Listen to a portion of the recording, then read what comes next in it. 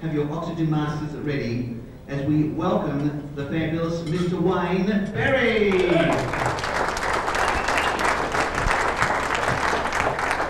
Thank you.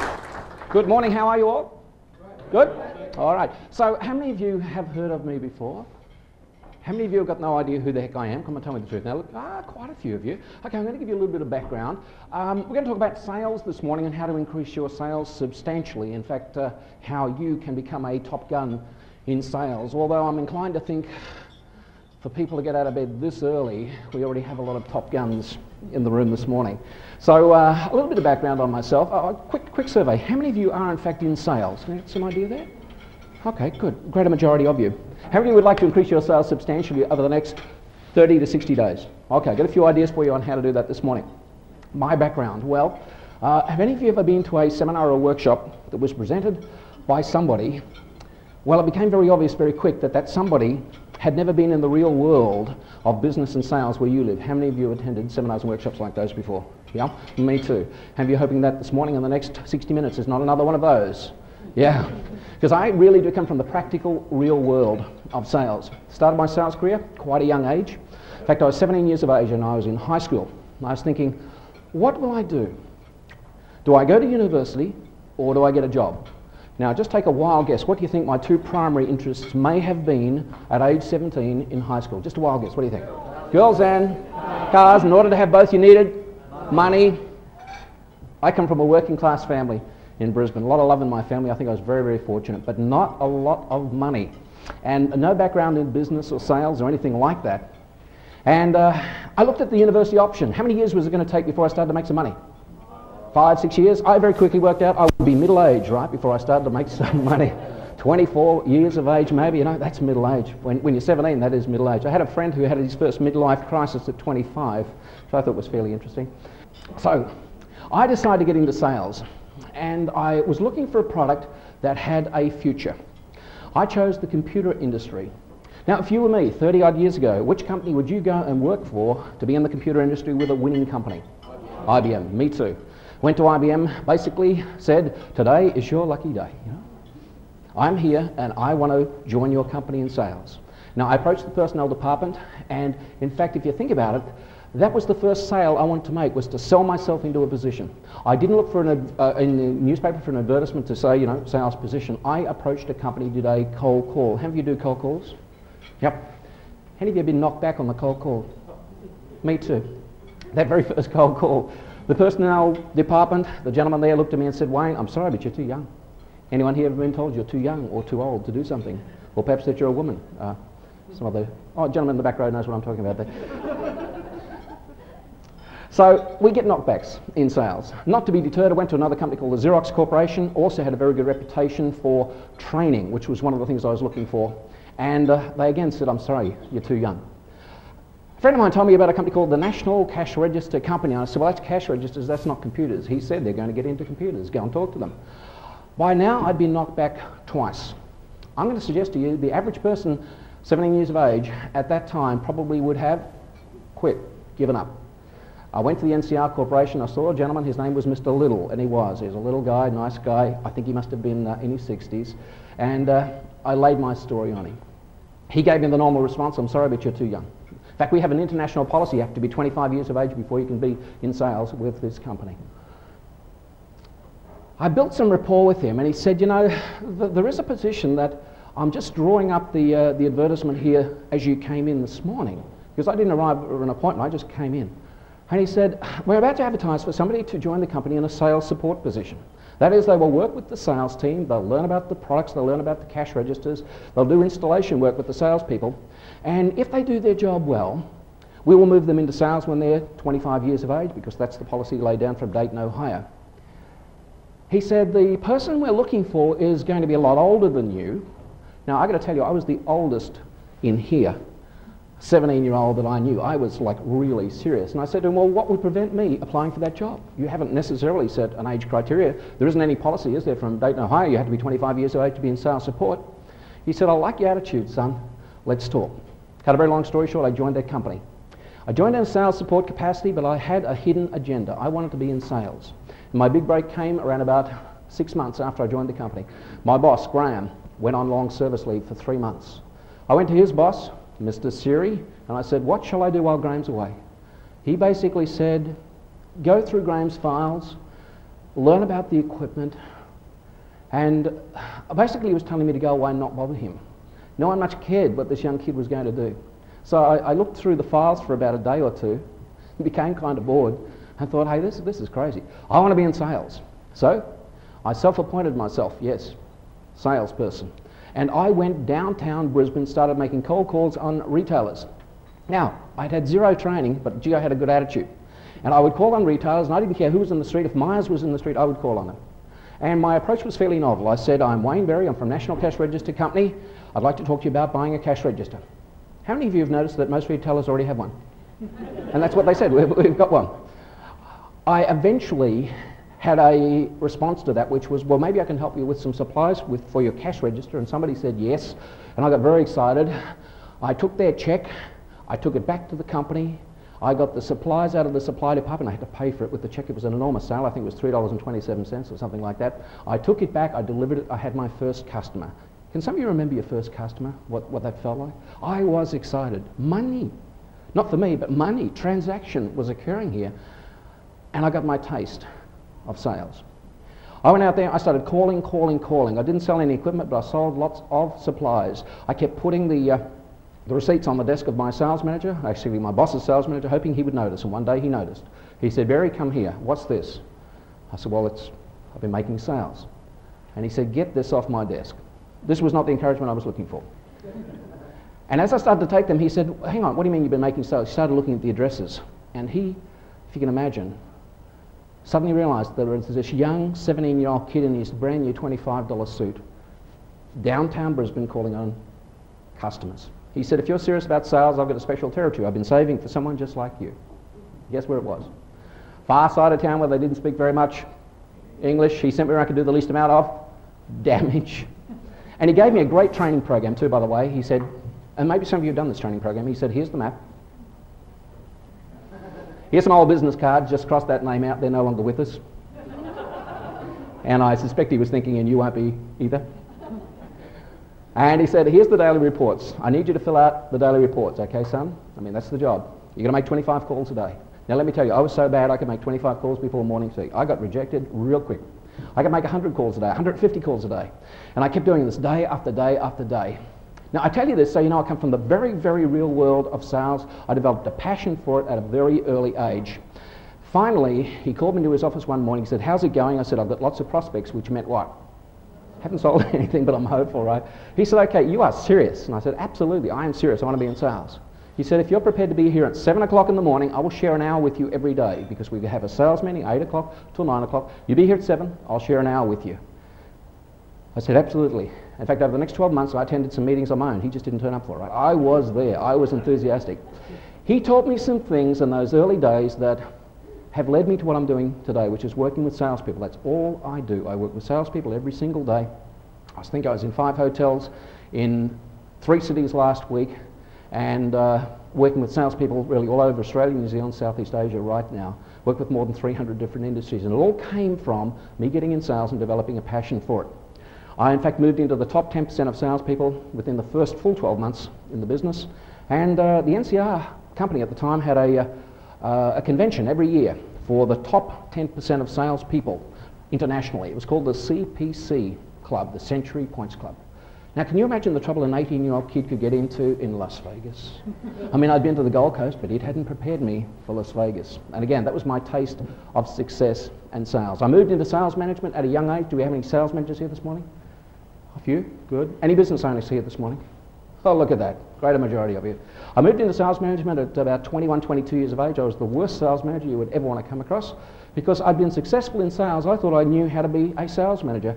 Have some of you noticed that a background in sales doesn't necessarily prepare you for sales management? See, I was used to working on my own, not developing people, and that's one of the roles of sales management. Also started my company. We're a 25-year-old company now, and our company has grown. In the 1980s, I used to bring out a lot of the American speakers that were mentioned there before. Zig Ziglar, Dennis Waitley, Earl Nightingale, Tom Hopkins, Brian Tracy, and so the list goes on. Now I know, because I've seen a few familiar faces here this morning, some of you have been to those seminars. How many of you have, in fact, heard of those people? Well, look at that. Again, we have a lot of top guns here this morning.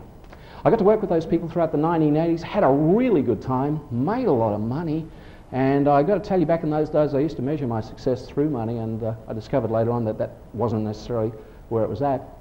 We had an airline dispute in Australia in 1989. Were any of you involved in businesses affected by the airline dispute in 1989? A few of you. Did anyone remember how long that airline dispute went in 1989? The answer for me was too long.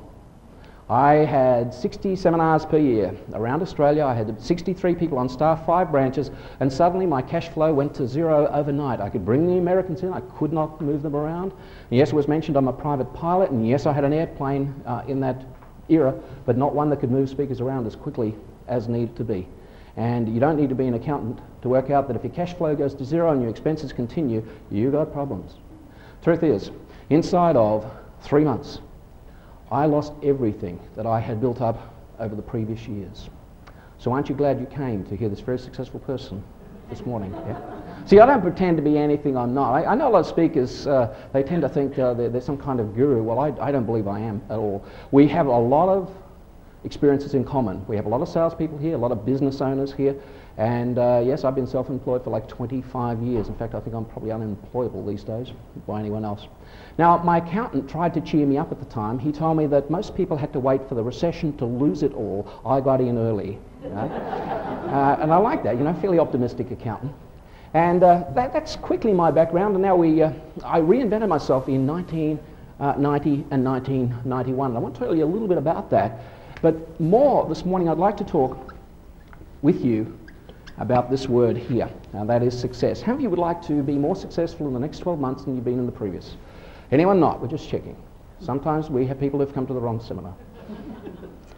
So what I'd like you to do right now, we've given you a handout there. You may care to turn it to the back where you've got a blank sheet of paper, and I'd like you to write down, how will you measure your success over the next 12 months? If it all works out for you the way you want it to, how will you measure your success? Because I've got some interesting ideas and strategies on how you can achieve these things over the next 12 months. I'm going to give you 2 minutes of quiet time just for yourself, and then I'll ask a few people to share with me what your thoughts are. 2 minutes of quiet time.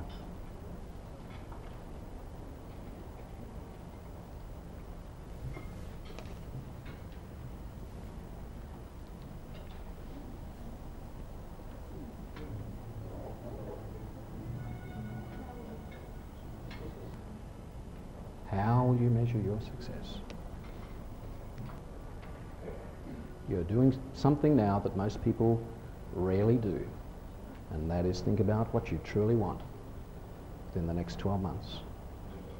All right, let's call a halt to that there. Now, you could spend hours thinking about that, and that is a good exercise to do, but what I suggest to you is that probably what you wrote down in the first couple of minutes there are the most important things to you, and that's what we want to talk about this morning. What's important to you?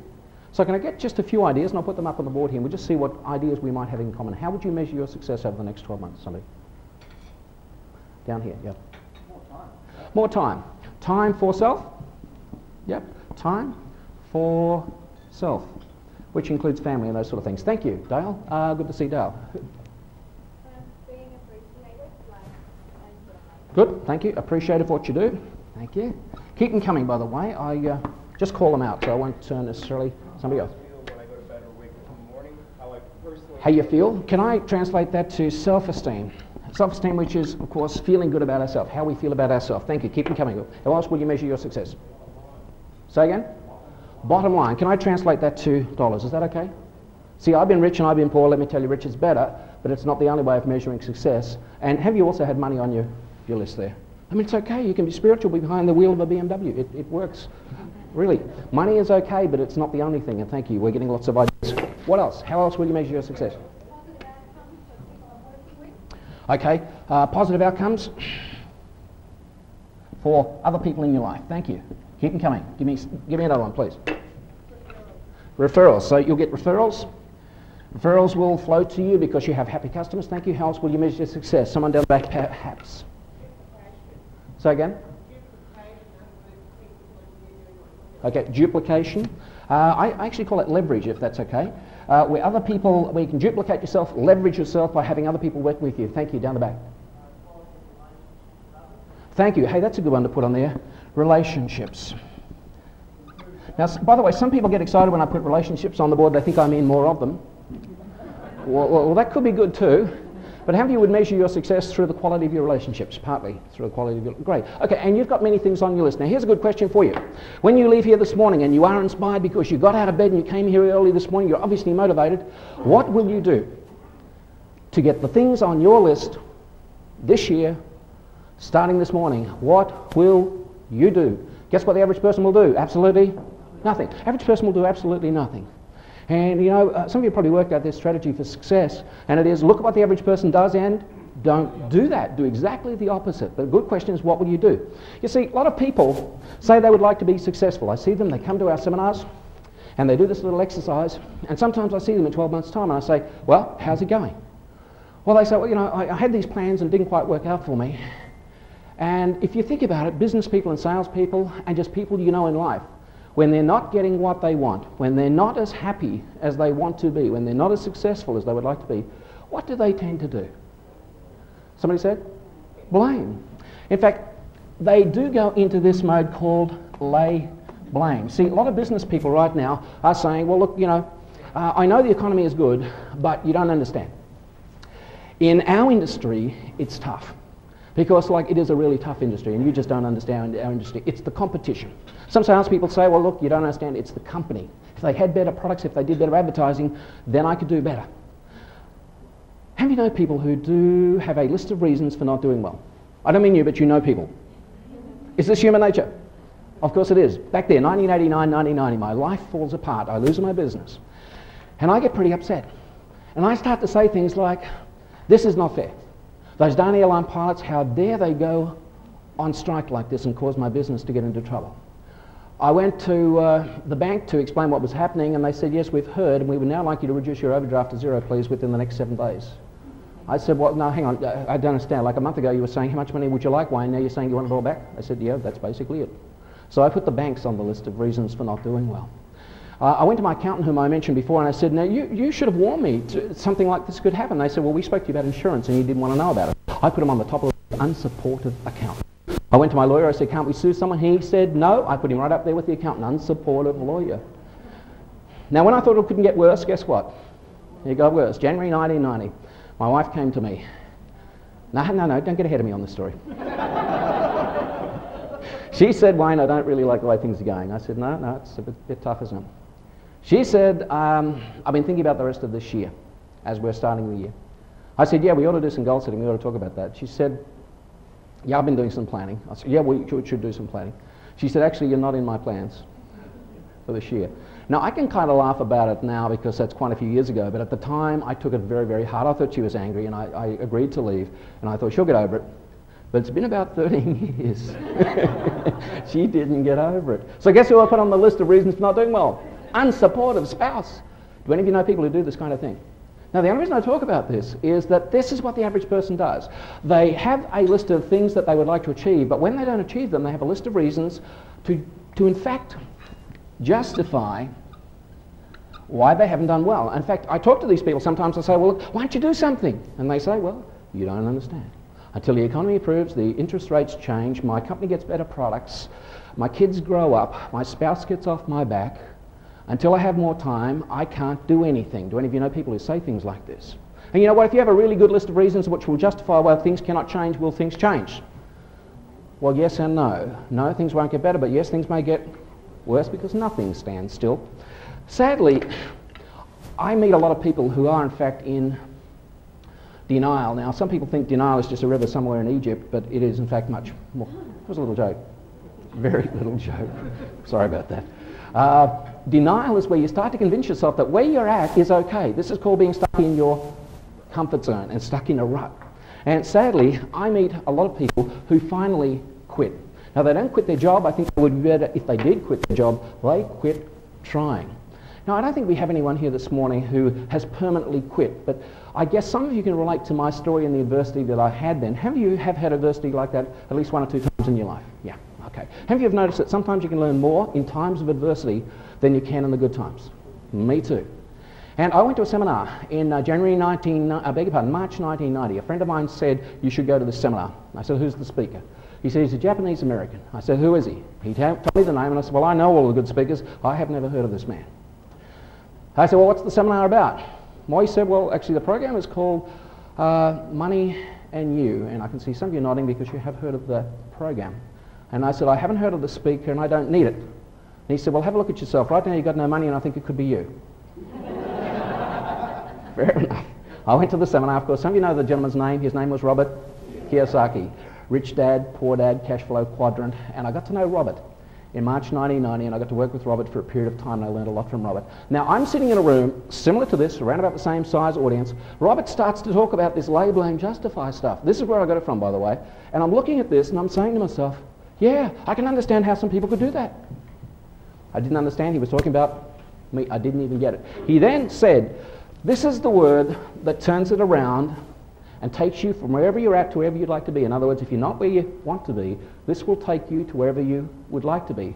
He wrote the word down, and some of you know the word. The word is, in fact, what's the word? Responsibility. He said, where you are at is your responsibility. You have created this. And I found that hard to take because I said, no, it's those down airline pilots, it's my wife, it's my accountant, it's my lawyer, and I was stuck below the line. See, a lot of people live below the line. In fact, a lot of people, in fact, have what I call victim mentality. They'll just tell you, I'm just a victim of circumstances beyond my, how sad, beyond my control.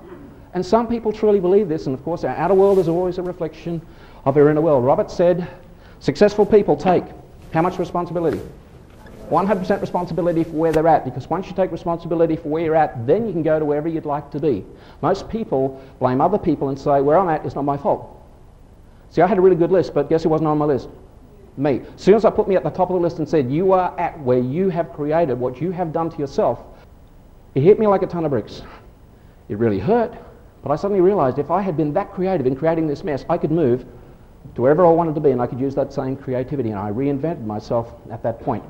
I used a formula, which I'd like to share with you this morning. I didn't realize this was the formula at the time, but I just share it with you because I've noticed in working with high performers and top guns in business and in sales, they all tend to go through these stages. And I'd like to share with you 7 steps.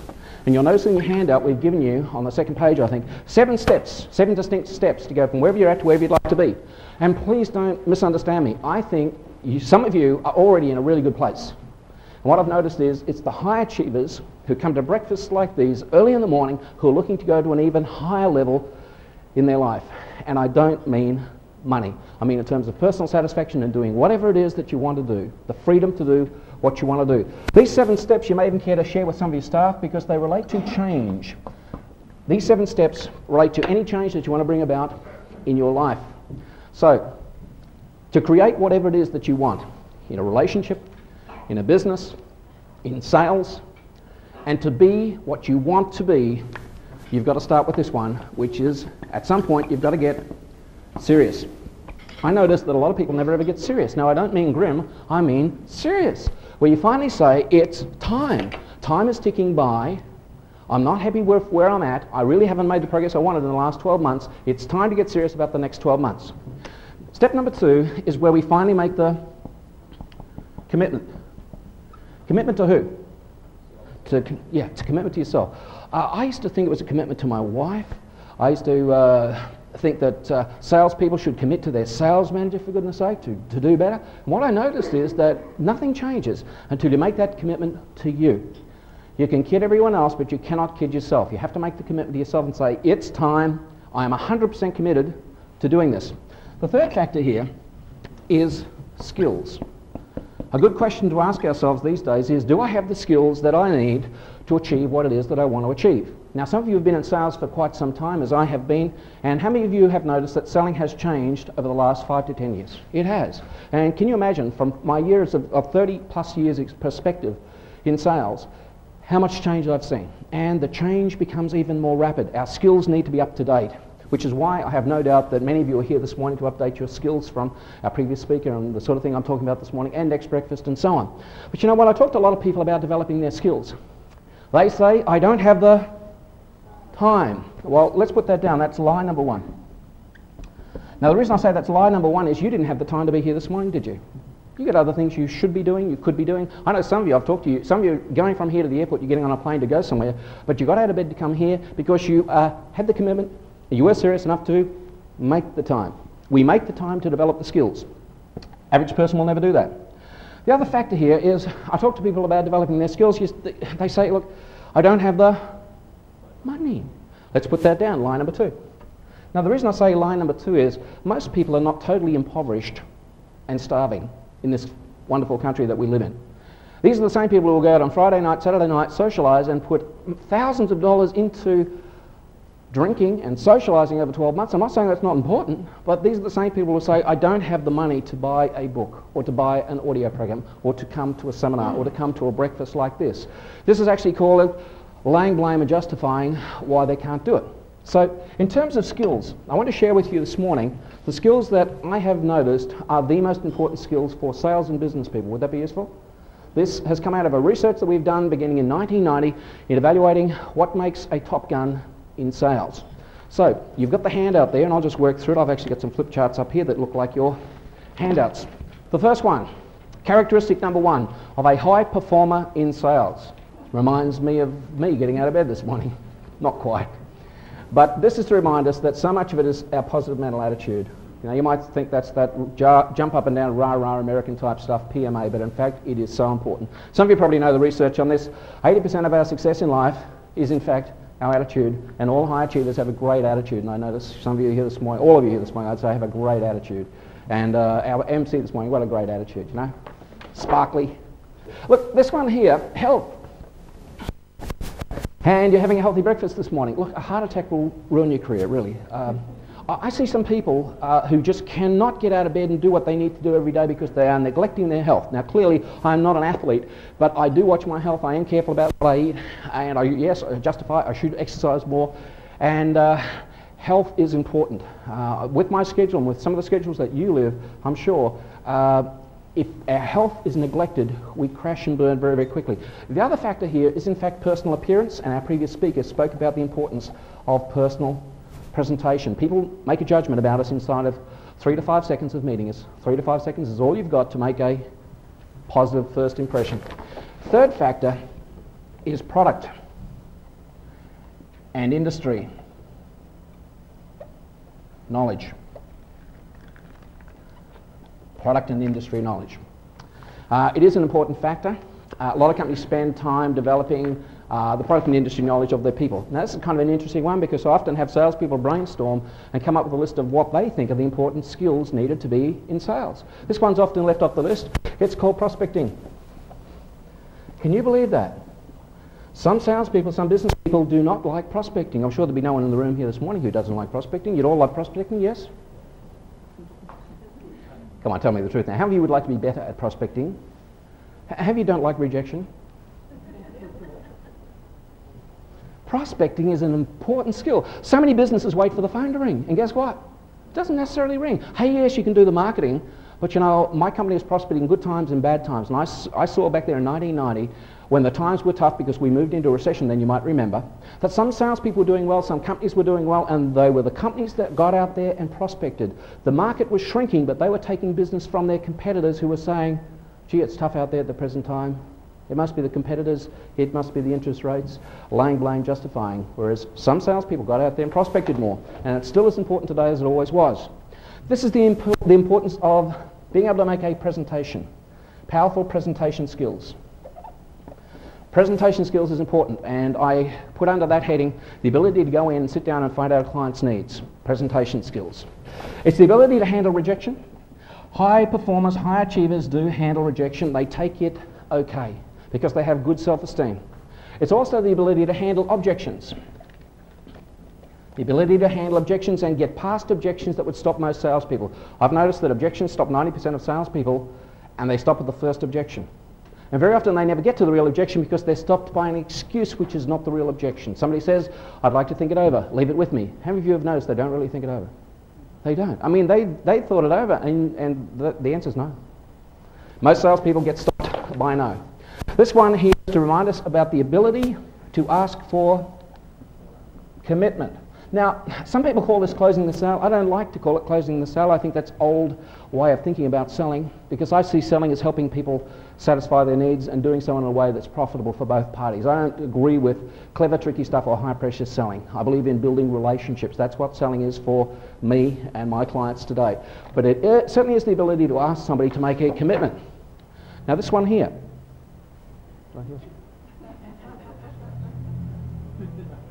How many of you have noticed there are a lot of sharks out there right now? This is to remind us that the ability to negotiate is a very, very important skill to have. I've in fact written 3 books on negotiating as one of my passions. I've noticed most salespeople and business people really in this country are not good negotiators, and I'm proudly Australian, but it is our cultural upbringing in Australia that causes us to not necessarily be good negotiators. How many of you have noticed though that some of your customers are becoming very good negotiators? They've worked out that the best way to a better bottom line in their business is to take it from your bottom line. And you know, I put on seminars for salespeople. I've been doing this for a long, long time. Funny thing is that what I've noticed is that around about 70–80% of people coming to my workshops on negotiating now are your customers. Sorry, but they are. We intend that salespeople come, but seriously, buyers are now coming to learn how to deal with salespeople. This one here is to remind us that follow through. The ability to follow through is an important attribute of all high-performing salespeople and business people. They follow through. I'm amazed that some salespeople will go out, they'll spend time with the client, they'll put in a proposal, and they won't even follow up, won't even phone. Amazing. Well, if they do, they phone and they have a really fine. There are better ways of doing this. Finally, this one has got to do with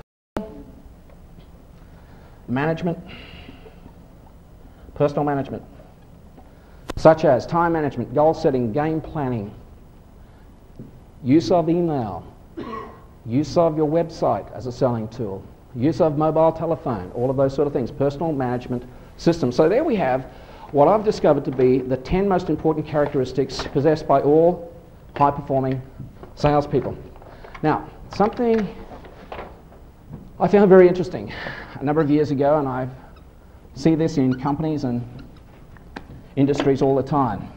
When we look at the people and we look at the sales, what we tend to notice is that 80% of the sales come from 20% of the people. It's the old Pareto principle, and I see it's alive and well in sales. Now, the people in the top 20%, I've noticed, do very well because the 20% are in fact obtaining 80% of the business. It also means that 80% of the salespeople and businesses are fighting over the remaining 20%. It's tough being down here, it's tough being average. And the challenge is, how do you move into the top 20%? Now, I don't know where you're at. Possibly you're already in the top 20%. So let's talk in terms of how do you move from the top 20% to the top 20% of the top 20%, which is the top 4%. Did you get that? Top 4%. Now, what I've noticed is the people in the top 20%, they aren't just getting a little bit better results, they're getting much, much better results. A number of years ago, I had the opportunity to work with a real estate group nationally and look at the figures nationally for real estate sales. Do we have anyone here this morning in real estate sales? No? Oh, sorry, I was going to say it's too early for real estate people. No, only kidding, only just joking there about it. Don't be sensitive there now. But what I discovered is there's a lot of people in the real estate industry who don't do very well. I found out that the top people in the top 20% were in fact earning 16 times the income of the average person. This was in Queensland around about 4 years ago when we looked at the figures.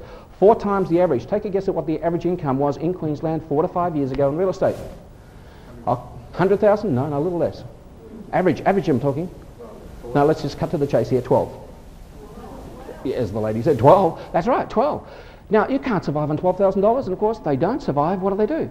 They leave. High turnover down here in the bottom, 80%. The point I'm making here is the people in the top 20% in real estate were making 16 times the average, which is $180,000 or thereabouts. Sound realistic? People in the top 20%, $180,000 and the rest. What we found out, by the way, when we looked at the top 4% was they were making 30 times the average. $360 plus, inconceivable. Now, why am I telling you about this? You're not necessarily in real estate. Well, a lot of salespeople, when I talk about the people in the top 20 doing so much better than average, they often look and say, well, look, that person who's in the top 20% must be 16 times more skilled. And what I've noticed is they're not.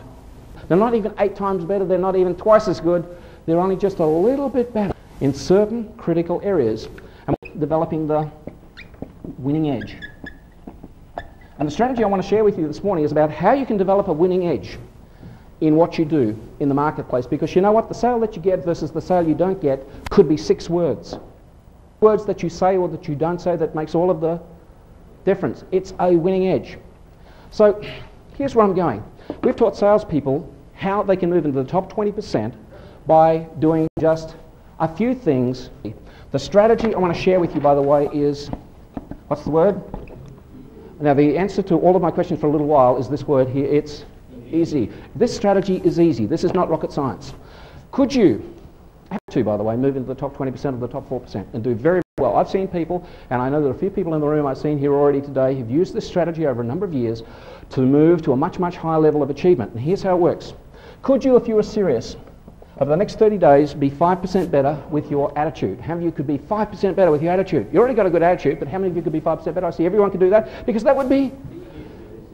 Could any of your staff also be 5% better?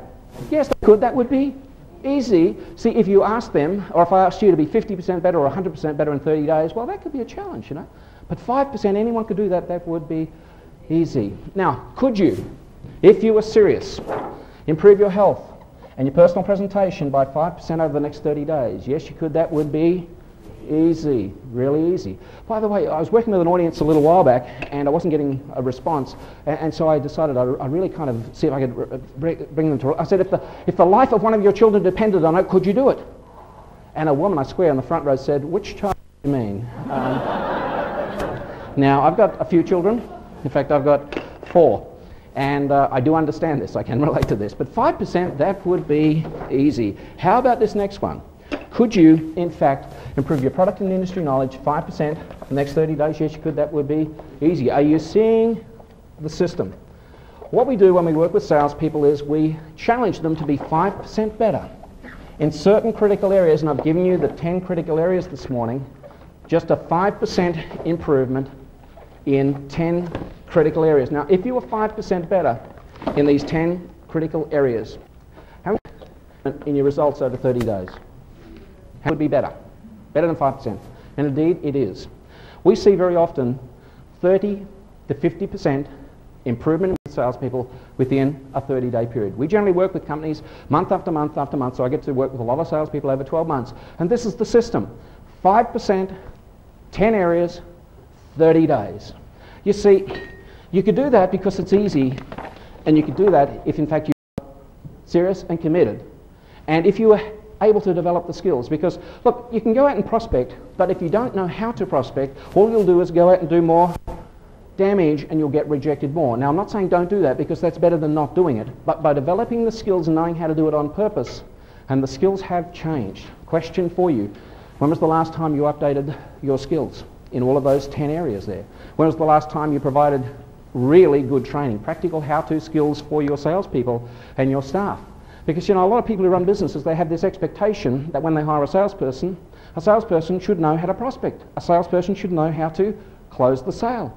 A salesperson should know how to handle objections. Well, I'm sorry, but what I've noticed is that some salespeople have been to the same sales school that I had in the first part of my sales career. Here's the map, here's some business cards, fill out the daily report forms. See, sometimes we make the mistake of believing that if somebody's been in sales for 10 years, they've had 10 years experience in sales. What I've noticed is that very often they've had, in fact, 1 year's experience repeated 10 times. They have not grown, they have not developed their skills. So there's the system for you. And of course, having done it for 30 days, could you do it for second 30 days? How many of you could do that second 30 days, if you're serious? And you know what? In the second 30 days, funny thing is, it becomes even, where is it? Easier. The second 30 days. Why?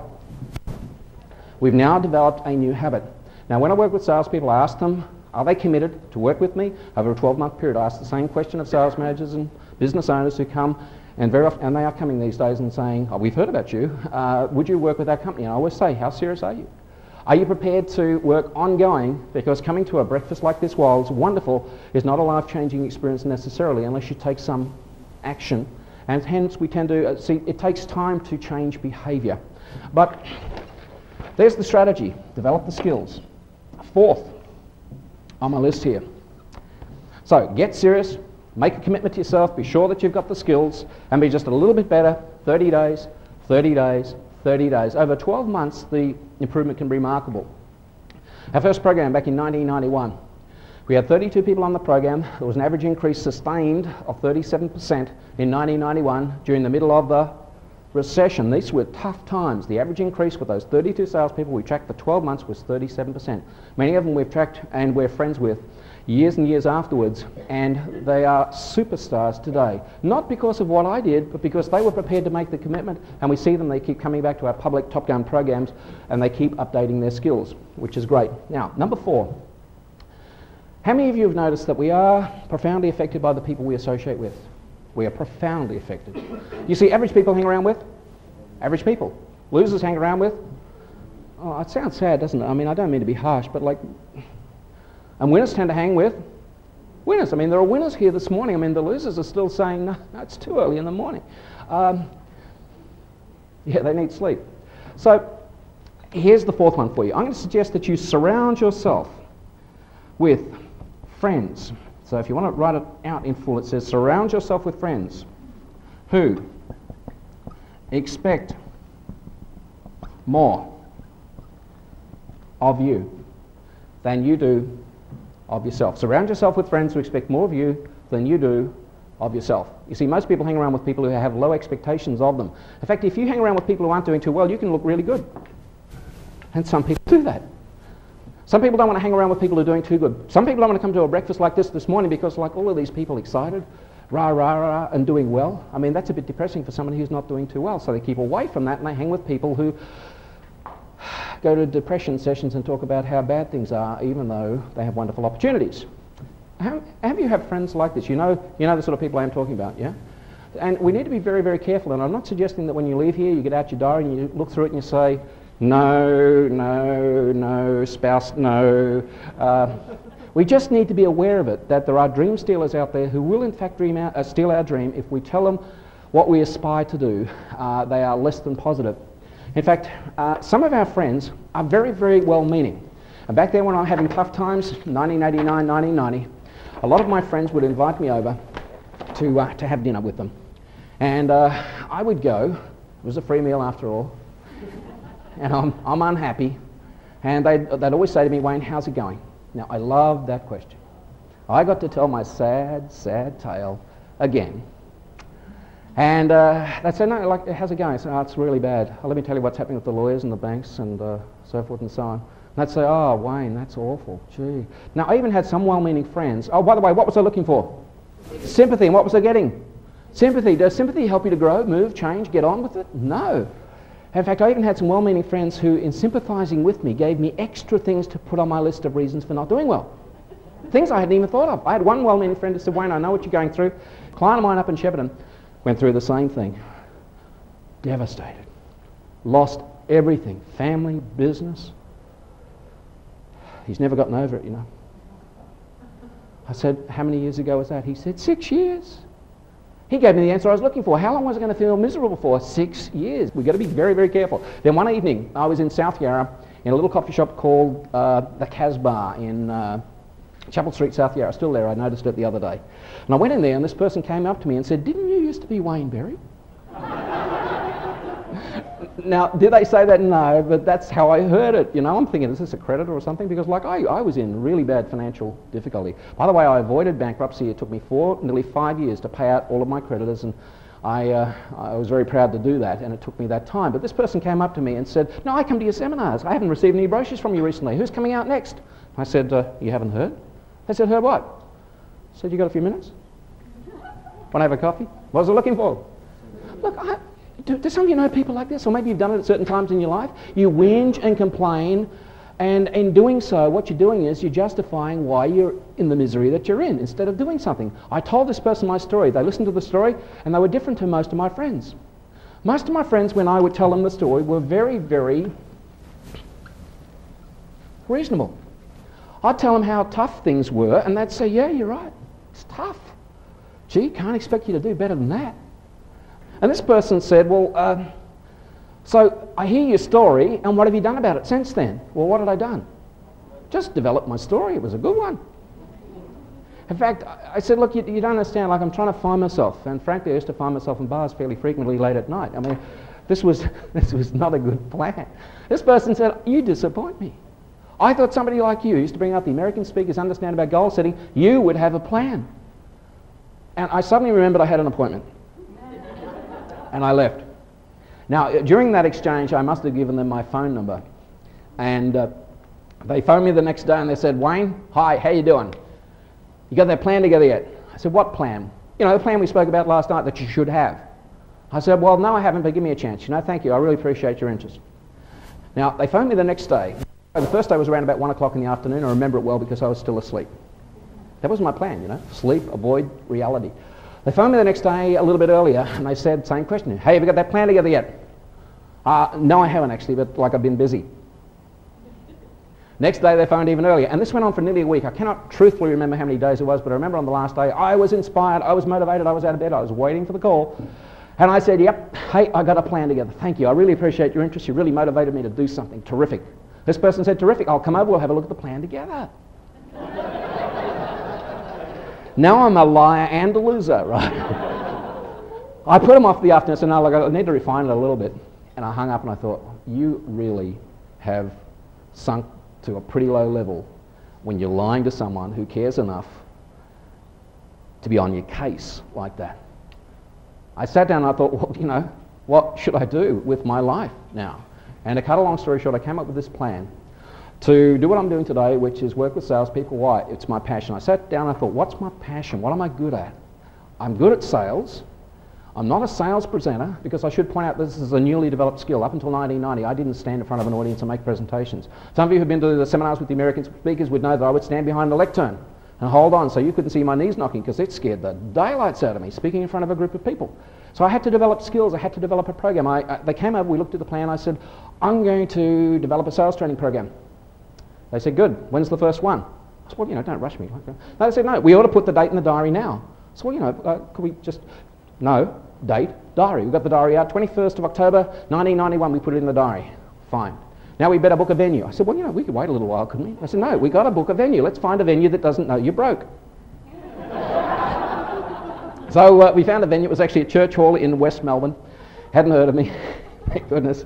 Now, there's integrity there, because what I was going to do, and I said, we got 32 people to pay to come on that program. Most of them were clients who trusted me, which was great. I even had a printer who was kind enough to print all the brochures for me because he trusted me. I owed him a great deal of money, but he trusted me. Have you had people who've helped you at various times in your life? Yeah. And, you know, I think we do tend to get back what we put out there. And we did. We started that program in October 1990. You see, this person was on my case, something chronic. Most of our friends are very, very reasonable. I'm going to suggest to you, this person was very, very what? Unreasonable. And whose best interest? Mine. You see, surround yourself with friends who are in fact unreasonable. An unreasonable friend will tell you something that most of your friends will not tell you. In one word, it's called the truth. Now, sometimes they say the truth hurts. I know that. But I also have heard the truth will set you, but it still hurts. But sometimes you've got to hear the truth. This person got on my case something awful. And in fact, they became one of my best friends, because if you surround yourself with unreasonable friends who have high expectations of you, you might just have to do something. And so the fourth factor here is accountability.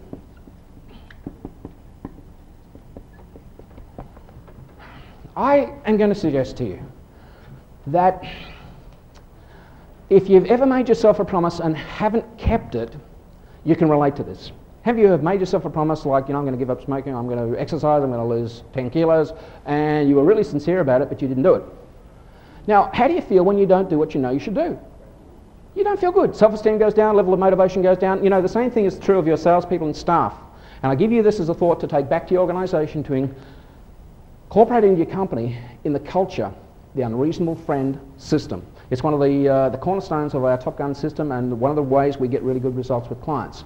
We set up teams of unreasonable friends within companies. Unreasonable friends who have high expectations of each other, and then we give them the opportunity to be accountable. So what we do is, week after week, month after month, when we work with a company, we have them at the end of a training session write down exactly what they intend to do. It's called action commitments. We then have them sit with a small team of 5 people. We have them share with this team of 5 people exactly what they intend to do with the skills and strategies over the next 7 days. In 7 days' time, they get together with these people again, face to face or over the telephone. And now it's time to be accountable to an unreasonable friend who will not let you off the hook. It's the rules of the game that's set up. And we say, hey, this is how it's going to work. With this program, you have to actually use the ideas. If you don't want to use the ideas, well, it obviously means you're not serious, you're not committed. Don't be on the program. And I say that to you. If you have staff, please don't send them to sales training programs. Certainly not mine. Unless they want to be there. If they're prepared to be there and they're serious, hey, I'd love to work with them. I love to work with committed, serious people. So, and I would suggest to you, that's the sort of people you want to have in sales teams, isn't it? Serious, committed people. So the unreasonable friend system works whereby you're accountable to an unreasonable friend who won't let you off the hook, who will expect you to do what you said you were going to do. Now, would the average person go steps 1, 2, 3, 4, and 5? Answer, no. Average person wouldn't do that. Why? It takes the exercising of, what's the word? Courage. It takes courage to move outside of your comfort zone. It really takes courage to move outside of your comfort zone. It takes no courage to blame other people and circumstances beyond our control for where we're at and do nothing because we don't have the time. Now, I know a lot of people who come to our programs. We run public programs. We work in-house with companies. We provide audio programs, books and those sorts of things. And I get so many phone calls from people who have invested in themselves to develop the skills. They've invested in audio programs, books, done a course. And it's taken real courage to do that because in some cases they didn't have the money to do it. But they found a way. We know because in some cases their check bounced for several months. And that's okay. I really don't even mind that because I know that once they develop the skills, they will in fact be able to eventually honour the check. It's the commitment that's the most important aspect of this. So it's the exercising of courage. Now I'm going to give you step number 7. Step number 7 is missed by most people. I think we're pretty much on time, aren't we? Doing okay? About 3 minutes? I'll wrap up. I'd like you to just consider what we covered in the last hour. Have you got an idea or two that you are prepared to take some action on after this morning? And you may even care to find an unreasonable friend in the room here who shared the same experiences we've all had this morning and say to them, hey, this is what I intend to do. Can we be unreasonable friends with each other over the next 7 days? Let's get together in 7 days' time for breakfast. And let's compare notes to see what we did. So just write down 2 or 3 things that maybe you've gotten from this morning, from our previous speaker, from myself, good ideas you're prepared to take action on within the next 7 days. 1 minute of quiet time just to do that, and then we'll wrap up. Okay, let's call that 1 minute because we're running on a schedule this morning. If this stuff makes sense to you, what we spoke about this morning, the average person comes to an event like this, takes down some notes, and does absolutely nothing. What I suggest to you is when you leave here today with any ideas that you see fit to use, take immediate, massive, and finally we're getting to that word that you're all looking for, action. Successful people, their formula for success is find a good idea, take massive immediate action, do it now. In fact, that's the final thought I'd like to leave you with is have an attitude of do it now. The average person finds a good idea, procrastinates, waits until the idea goes away.